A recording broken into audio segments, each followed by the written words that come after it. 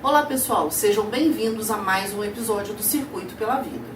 Hoje vamos conversar sobre um tema delicado e muitíssimo importante: os impactos jurídicos e sociais do uso de drogas dentro das famílias, especialmente quando envolvem os nossos idosos.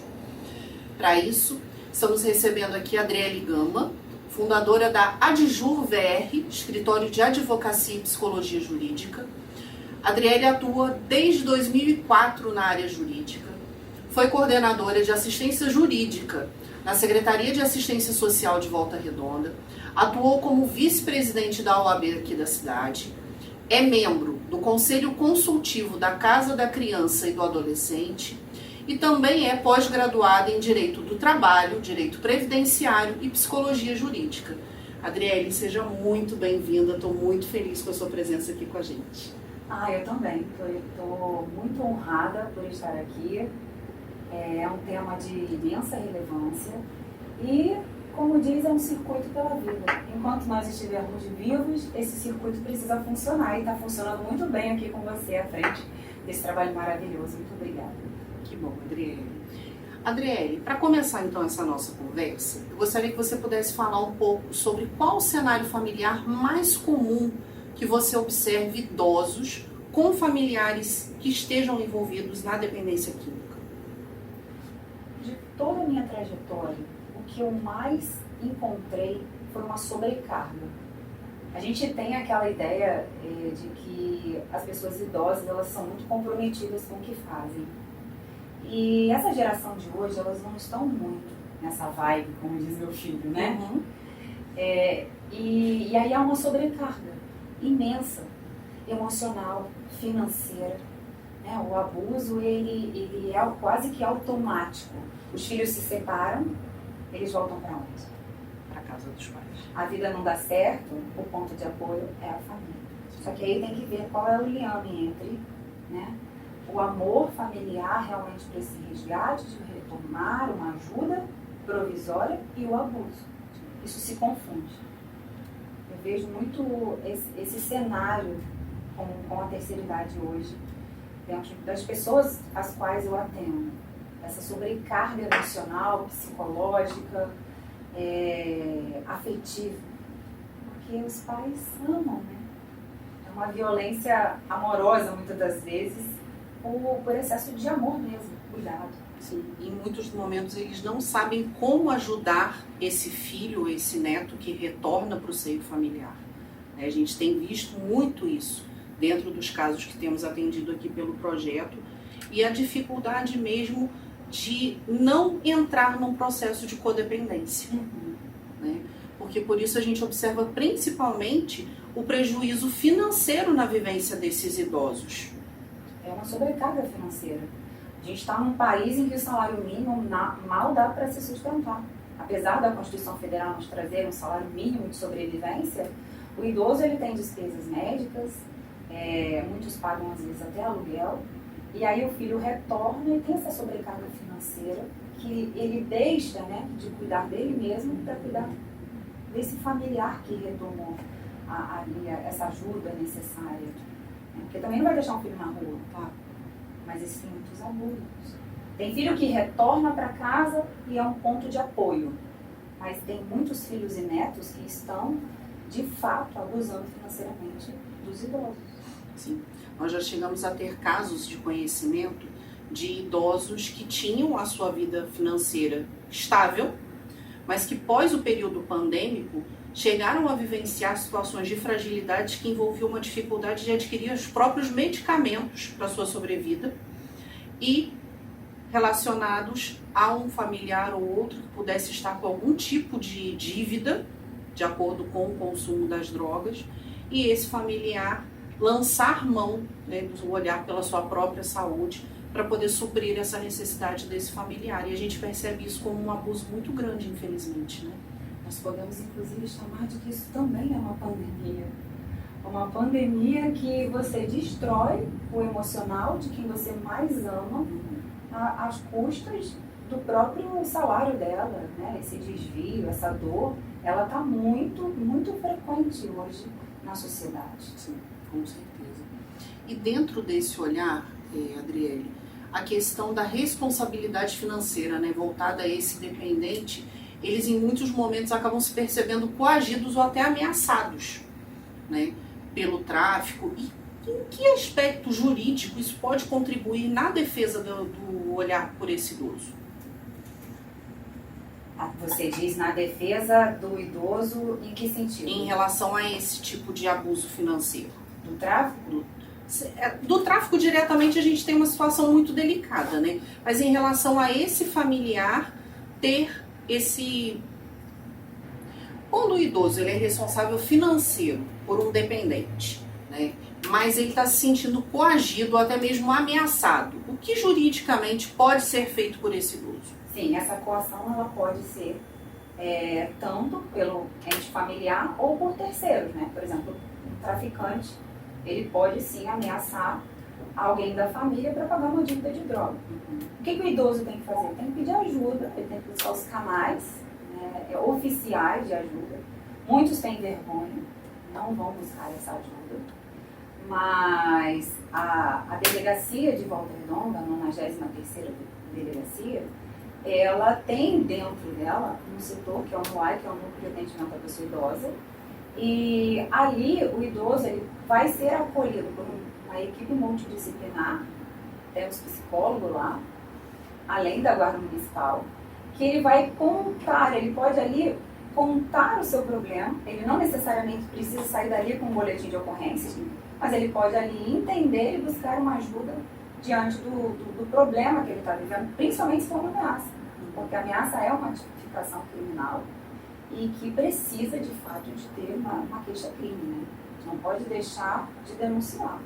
E esse tipo de serviço prestado pelo município é muito importante porque o idoso tem a sua identidade preservada acima de qualquer coisa, né? Muitos deles têm a intenção de buscar minimamente por uma orientação para entender um caminho que ele possa vir a seguir, mas com um medo voltado à segurança dele. Então, como esse canal é um canal que preserva significativamente a identidade desse idoso, vale a gente ressaltar que o município tem esse serviço e que os idosos precisam lançar mão desse serviço que é ofertado a eles, né, para a sua proteção e seu bem-estar. Sim, essa coragem precisa existir. Só que existe um grande engano que os idosos eles acham que quando eles fazem a denúncia, o filho vai ser prejudicado. Uhum. E não é sobre prejudicar.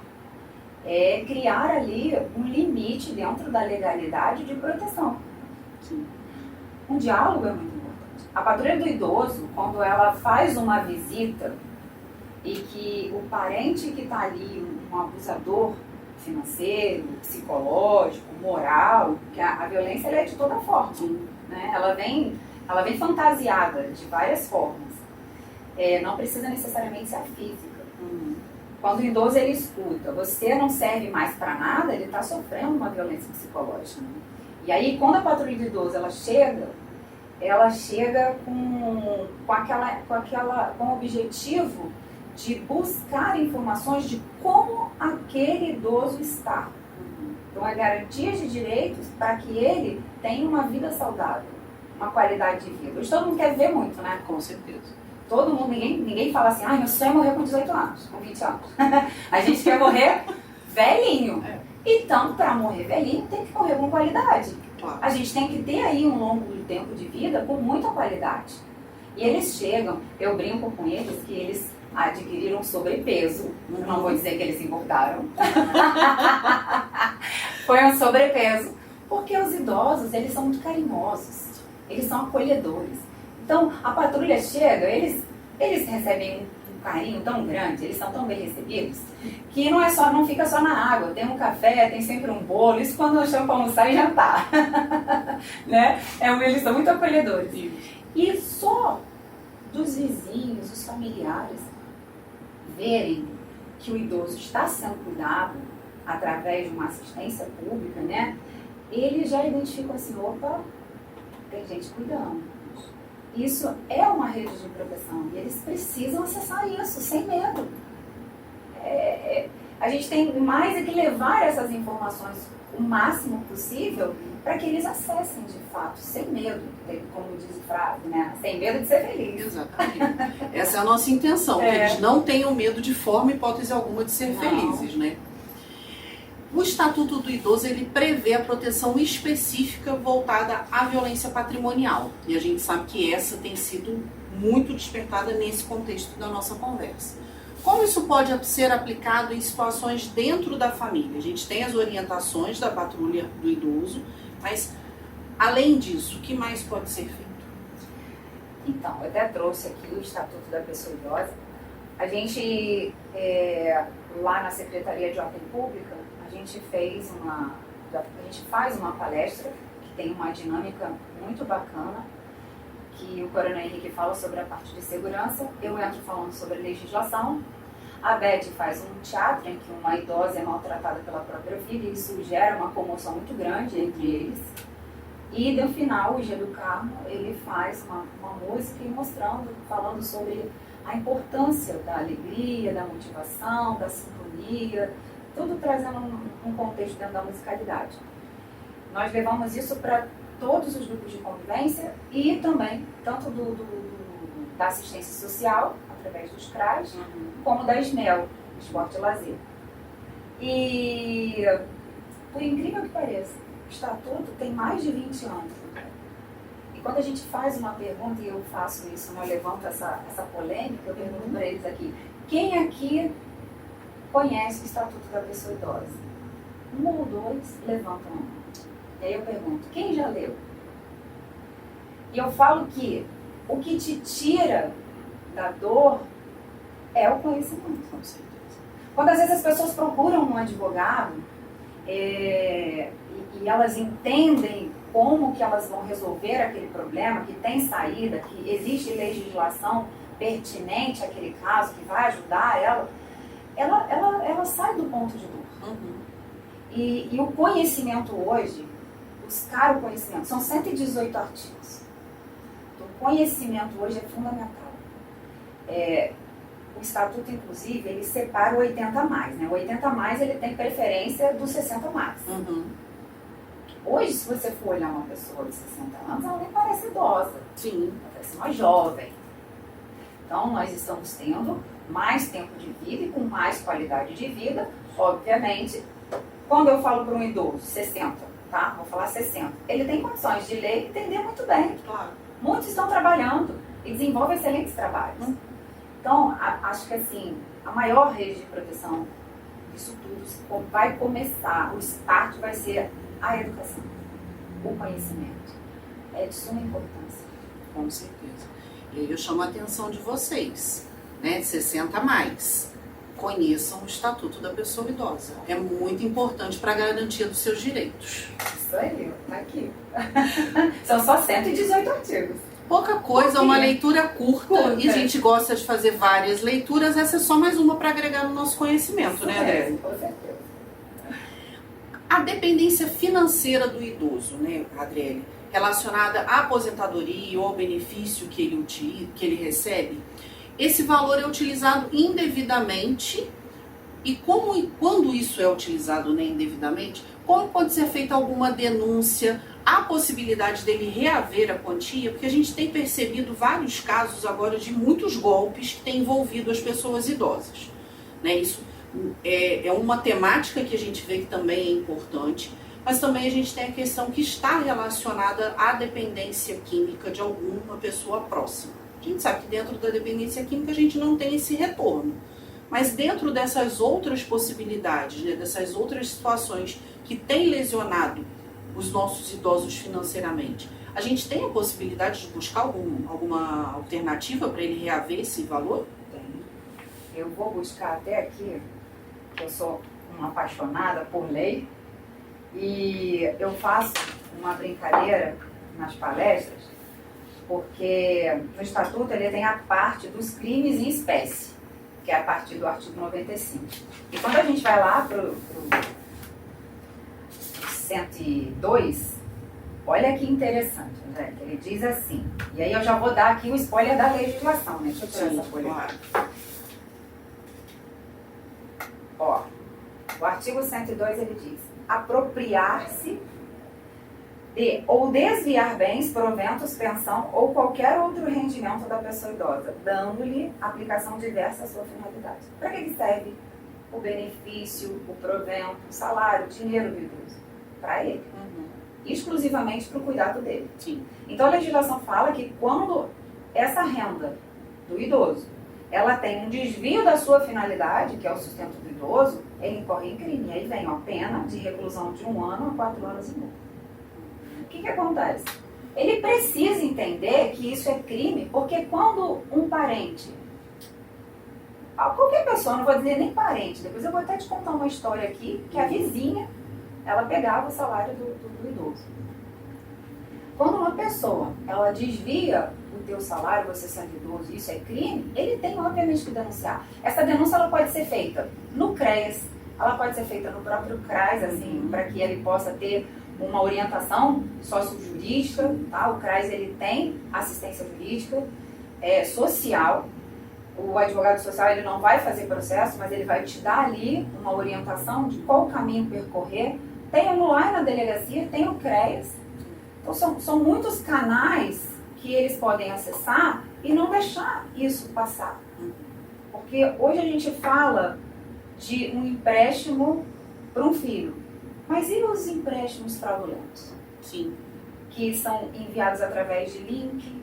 A fraude está fervilhando hoje nas redes sociais e as maiores vítimas têm sido os idosos. Por quê? Porque eles são frágeis na tecnologia. Sim. Eles não entendem muito. E aí é uma presa fácil, né? Infelizmente, né? A gente sabe que esses casos têm crescido grandiosamente dentro da nossa realidade aqui no município e na realidade a nível nacional também, né? E existem canais específicos, como você estava pontuando, né? Para esse tipo de denúncia. Não há necessidade, então, do sistema jurídico ser acionado diretamente. Existem essas possibilidades dos equipamentos que os municípios ofertam para esse tipo de denúncia inicial. Então, Angélica, não necessariamente acessar a justiça no sentido judicial. Tá? Extrajudicialmente se resolve muita coisa. E o próprio Tribunal de Justiça, através do SEJUSC, que é um setor de mediação do Tribunal de Justiça, nós lá na assistência social, agendamos vários encontros. E um exemplo simples, tá? Em que o idoso estava em estado de abandono e ele tinha 3, 4 filhos. Nós fizemos um pedido de audiência de mediação pelo Tribunal de Justiça, sem numeração de processo, eles recebem uma intimação do Tribunal de Justiça e senta todo mundo lá na frente do mediador. Então foram acho que 4 filhos, os 4 filhos com o idoso, e eles fizeram uma escala de cuidados. Saíram dali com uma ata de como funcionaria essa escala de cuidados com o pai. E funciona muito bem. Hoje a gente pratica, inclusive, muito o direcionamento para o SEJUSC, que está sendo um grande ajudador nessa tarefa de conciliar e mediar. Porque o conflito, e aí a gente tem um lado bom, tá? Tudo tem o seu lado bom e o seu lado ruim, né? Tudo tem. Mas eu gosto de olhar sempre o lado bom das coisas. E o lado bom, de uma certa forma, é que a gente está falando das pessoas que a gente ama. Sim. O lado ruim é que quando a gente fala da pessoa que a gente ama é o que mais dói. Né? Exatamente. Então vão ter os seus dois lados. Mas em muitos casos a gente consegue resolver muito mais na conciliação do que na judicialização. E além do município, né, como você falou, a própria justiça, ela estimula o acordo, a conciliação, esses ajustes extrajudiciais, e dá muito certo quando a gente fala sobre esse abuso financeiro do idoso. As fraudes não, né? As fraudes a gente não conhece, não consegue, porque aí realmente tem que judicializar, a gente precisa de uma medida. Quando o idoso está numa situação de extrema urgência, obviamente nós vamos pedir, é necessário que a justiça conceda uma medida protetiva de afastamento do narcisista, do relacionamento tóxico, a gente tem vários outros exemplos de abuso. Com certeza. Adriele, muitas das pessoas que estão no processo de recuperação, elas têm a sensação de que perderam seus direitos, né? quais seriam os principais direitos que podem ser trabalhados na recuperação desse processo e onde pode ser feito o primeiro contato para essa recuperação? Elas têm essa má impressão, porque na verdade é um direito constitucional, ninguém perde a sua dignidade. É uma garantia de direito fundamental. Então, as pessoas elas têm essa falsa sensação porque na verdade a droga ela tira a sua identidade. Ela vem de uma proposta em que você não tem um lugar no mundo, né? Você não se identifica mais nem como um ser humano. Eu ouvi de um psicólogo que ele me contou que com os adictos ele faz uma pergunta assim: me diz quem é você. Eles travam. Então isso é um grande engano, tá, Angélica? As pessoas elas nunca vão perder a sua identidade nem a cidadania. Mas, em alguns casos, elas perdem sim seus documentos, Sim. Né? Aí, de fato, uma forma física, elas vão perder seus documentos, às vezes perde a moradia. Então, assim, manter o cadastro único atualizado é o primeiro passo, porque aí, com isso, os benefícios assistenciais, eles passam a chegar até essa pessoa. A segunda via de documentação, nós temos aí o Leão 13, né, que tem a gratuidade para a retirada de segunda via dessa documentação, porque muitos não têm a documentação física. Eles se perdem a tal ponto que não sabem nem por onde começar. E sem documento você não vai começar nada. Sim, vão ter uma dificuldade de acessar a saúde, trabalho e outras áreas, né?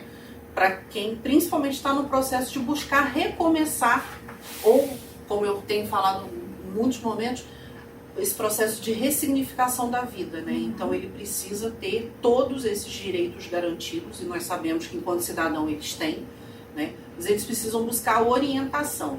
Então, como um exemplo, existe um atendimento gratuito de apoio jurídico para que essas pessoas possam buscar esses caminhos? Muitos. E é incrível como isso funciona muito bem. As pessoas, quando falam buscar os seus direitos, ter acesso à justiça, elas vinculam a um advogado. De fato. Mas não necessariamente seria a única opção. Existe Núcleo de Prática Jurídica, nós temos em Volta Redonda a UF, a FOA, a UGB, são faculdades que atendem através do Núcleo de Prática Jurídica, os estudantes, eles fazem os processos judiciais. A Defensoria Pública, que é excelente, já temos o aplicativo da Defensoria Pública. Muito mais prático. Muito prático. A pandemia nos trouxe essa praticidade, né? A tecnologia avançou muito. Então, hoje você consegue baixar o aplicativo da Defensoria Pública RJ e agendar o seu atendimento. Demora um pouco, mas consegue. O NADAC, também no Tribunal de Justiça, o SEJUSC, tem muitos canais de ajuda jurídica, né? Até os advogados sociais também. Tem a Defensoria Pública da União, que também é maravilhoso para os processos contra a autarquia, INSS. Então, quem tem ali o seu benefício fraudado, pode procurar a Defensoria Pública da União e vai conseguir gratuitamente acessar a justiça. Até os imigrantes também, tem tido muita procura. E é isso. O acesso é para todos, sem limite. Tem vários caminhos, né? Esse é o ponto principal para que as pessoas consigam ter essa percepção, né? Não está fechado o caminho, muito pelo contrário, ele tem várias possibilidades. Andriele, entre os setores, né, jurídico, social, de saúde, existe um diálogo voltado à melhoria do atendimento às famílias com pessoas dependentes químicas? Existe. Logicamente precisa ser melhorado. Isso é fato. Mas existe sim. Principalmente aqui no município, eu identifico isso de uma forma muito, muito clara. Inclusive, dentro do Hospital São João Batista, existem assistentes sociais, os quais me direcionavam em muitos casos dessas violências, tanto contra a mulher ou contra o idoso, para uma orientação jurídica, né, conduzir ali não só a área médica, mas dentro da assistência também. É importante que a gente reforce o quanto a rede interdisciplinar, quando ela está bem articulada, ela funciona de uma maneira efetiva em prol do direito que aquele cidadão necessita de amparo, né? Muito. Elas se comunicam muito bem, mas precisa de uma melhora, sem dúvida. É algo que vai sendo construído gradativamente, né? Ninguém trabalha sozinho, André. Com certeza. Isso sempre foi uma briga minha. Se eu entendo de lei, o outro entende de medicina, o outro entende de assistência. Quando a gente se une, isso vira um best-seller. Exatamente. E aí, obviamente, vai ter um resultado positivo. Isso dentro da equipe técnica aqui do Circuito pela Vida, nós dialogamos constantemente. O quanto que a psicologia agrega na odontologia, que agrega na nutrição, e isso vira um círculo ali onde os nossos olhares vão se integrando a cada dia que passa mais em prol do olhar pelos nossos assistidos, que precisam muito da gente, né? Por isso que é sucesso. Que bom! Que tipos de ações preventivas ou educativas poderiam ser promovidas para evitar esses tipos de abusos relacionados aos nossos idosos e garantir mais informação para eles, Adriele? Esse podcast está sendo um sucesso, né? O Circuito pela Vida está sendo o primeiro ponto que eu vou colocar como chave de ouro. Os idosos hoje eles estão muito internautas, o YouTube está aí, a informação está voando, então eles precisam buscar conhecimento, entender melhor os direitos deles, roda de conversa, os grupos de convivência, atividade física inclusive, porque é fundamental, não dá para enferrujar, tem que se movimentar. E uma coisa que a gente tem que alertar sempre é que se você quer cuidar, cuide sem dor. Porque imagina, vai virar sobrecarga. Sim. Então eles têm que entender que o deixa pra lá é uma frase que vai sobrecarregá-los. Então, muitas das vezes eles não querem um conflito, eles não querem abrir uma discussão, tal do DR, né? Eles não querem uma discussão familiar, eles tudo deixam pra lá. E o deixa pra lá é um ponto de dor.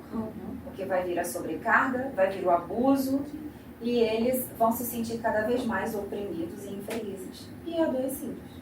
Então, o conhecimento, né, é uma escadinha.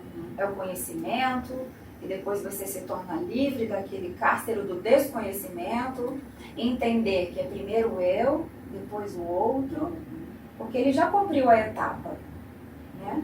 A gente cumpre a etapa. Não diz que os filhos, nós criamos os filhos para o mundo, então eles foram para o mundo e nós agora precisamos entender que isso é um cenário comum, não há problema nisso, né?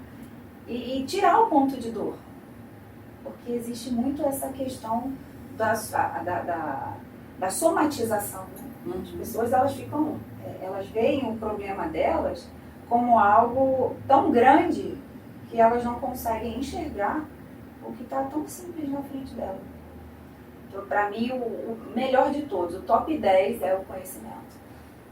Fundamental e extremamente necessário, né? E a gente está buscando agregar nesse ínterim, até porque o olhar como um todo, né? A gente tem trabalhado muito isso com as famílias. As famílias têm uma dificuldade muito grande de dizer não a quem ama. Mas em muitos momentos esse não é extremamente necessário. Ele causa uma provocação para que a pessoa busque uma outra alternativa para resolver aquele problema. Adriele, só tenho a agradecer imensamente você ter aceitado o nosso convite, estar aqui compartilhando o seu olhar sobre os direitos dos idosos, que são um trabalho extremamente importante que vocês têm desenvolvido, né? Você junto com o Coronel Henrique e a equipe da Secretaria de Ordem Pública dentro aqui do município de Volta Redonda. Então, com isso, nós do Circuito pela Vida somos muito gratos pela sua presença aqui hoje. E eu gostaria que você pudesse deixar um recado para os nossos idosos, para que eles despertem a atenção pela garantia dos direitos deles. Sim. Bom, o artigo 95 do Estatuto da Pessoa Idosa, ele fala que os crimes praticados contra a pessoa idosa é de ação penal pública incondicionada. Quando a gente fala incondicionado, é que independe da vontade da vítima. O Estado democrático de direito, ele vai cuidar de você. Então, não adianta achar que você não foi fazer a denúncia e que está velada essa dor, porque um vizinho pode denunciar, um parente mais próximo pode denunciar. E a omissão também é crime. A gente não pode fechar os olhos para a dor do outro. Se nós queremos cuidar dessa geração maravilhosa que é a terceira idade, a gente precisa entender que eles não estão sozinhos. Nós temos essa rede de apoio, existem muitos canais. O Disque 100 é um dos canais de grande importância dentro dos direitos humanos. 190 também, ligue, denuncie. Essas denúncias podem ser feitas por terceiros. Se você tem um parente que está sofrendo qualquer tipo de violação do seu direito, denuncie, porque você vai estar salvando vidas. Esse é o meu melhor e maior recado, que é um recado de cuidar do outro. É muito importante. Eu vou te contar uma história rápida aqui, porque a gente já está encerrando, mas eu tive um caso que me tocou muito, de uma idosa que depois da minha palestra, ela pediu que eu gravasse um áudio para ela. Eu tinha que gravar um áudio, ela não tinha meu contato, então ela pediu para a guarda municipal que eu gravasse um áudio para ela, explicando sobre o direito dos idosos em poucas palavras, principalmente esse artigo, que é um crime incondicionado, né? Uma ação penal pública incondicionada, que independe da vontade da vítima. E por quê? A filha dela pegou o empréstimo, uma filha muito próxima, pegou o empréstimo e ela fez esse empréstimo para a filha. A filha tinha que pagar todo mês R$400. E aí a filha, em algum momento, não conseguiu mais pagar e se afastou da mãe. Então ela tinha dois problemas, o financeiro e o afetivo. E aí ela só queria que a filha voltasse a conviver com ela, no primeiro momento, e que abriria mão até do pagamento. Depois da minha palestra, ela entendeu que ela não foi a causadora do problema, porque eles trazem para eles sendo culpado pelo que acontece, né, com eles. E é quando ela entende que tem os artigos do Estatuto, que transfere ali uma tipificação criminal para quem abusa financeiramente de um idoso, ela entendeu que ela era vítima. Ela não era a vilã da história, que estava ali ligando para a filha, exigindo que a filha fosse lá para pagar o que lhe era devido. Então ela queria esse áudio para se resguardar juridicamente, não queria fazer nenhum mal à filha, ela deixava isso bem claro, mas ela queria que a filha entendesse, olha, eu estou no meu direito. E aí nós fizemos um contato, obviamente, quando a gente entende esse cenário, e aí vem a atuação da Patrulha do Idoso, incrivelmente, com o psicólogo, o Vitor, que está hoje na equipe. Ele tem uma conversa com a filha e as duas voltam a conviver, e aí a prestação volta a ser paga e a convivência é restabelecida. Tudo isso porque houve a doação de um tempo de uma equipe multidisciplinar, o entendimento jurídico disso, o esclarecimento, né, da legislação e tudo, e obviamente o amor, porque ele tem uma relação de dor, mas também tem uma relação de amor. Então, o cuidado, o amor é importante demais nesse cenário. O amor cura tudo. Isso é bíblico. Com certeza. E, infelizmente, vamos encerrar o nosso episódio de hoje, mas tendo um entendimento de que, se você nos assistiu, compartilhe esse episódio com alguém que você conheça. Ele pode ser de extrema utilidade. E, além disso, não se esqueçam de seguir o Circuito pela Vida para mais conversas como essa. Até lá!